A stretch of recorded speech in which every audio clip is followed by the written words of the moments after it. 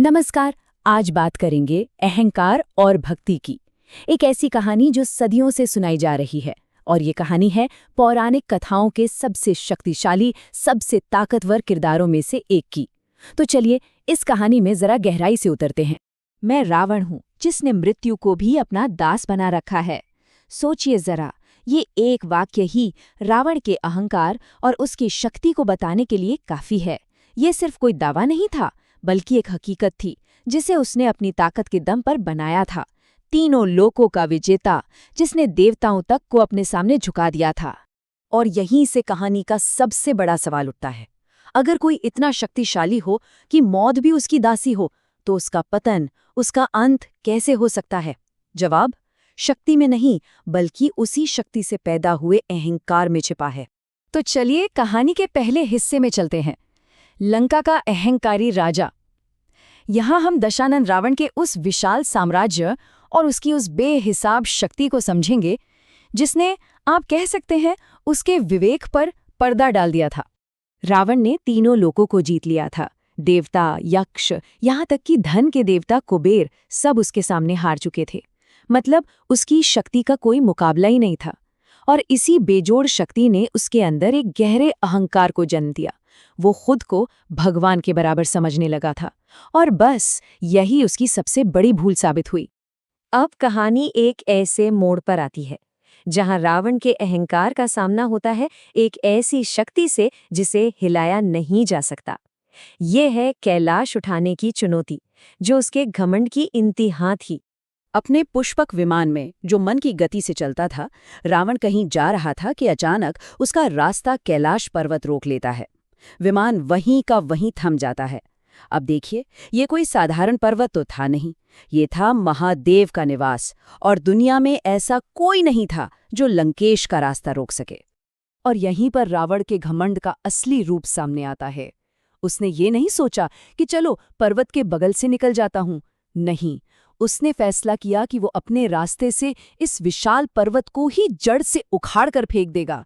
ये था उसके अहंकार का चरम। तो यहाँ रावण का अहंकार सीधे सीधे दैवीय शक्ति से टकराता है। ये महादेव के न्याय का क्षण है, जहाँ शक्ति का जो असली संतुलन है वो सामने आता है। और जब ऐसा होता है तो बस न्याय होता है। तो देखिए क्या होता है। रावण अपनी पूरी ताकत लगा देता है, और उसकी इस शक्ति से कैलाश पर्वत सच में कांपने लगता है। एक पल को तो उसे लगता है बस मैं जीत गया। लेकिन तभी दूसरी तरफ महादेव बिल्कुल शांत, कोई गुस्सा नहीं, कोई आवेश नहीं।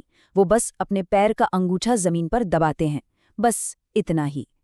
और उसी एक पल में जो पर्वत उठ रहा था वो वापस अपनी जगह पर ऐसे बैठता है कि रावण के हाथ उसके नीचे कुचल जाते हैं।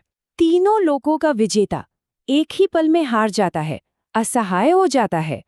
अब ये कहानी शारीरिक लड़ाई से हटकर रावण के अंदर के बदलाव की ओर बढ़ती है। ये है अहंकार से भक्ति तक का उसका सफर।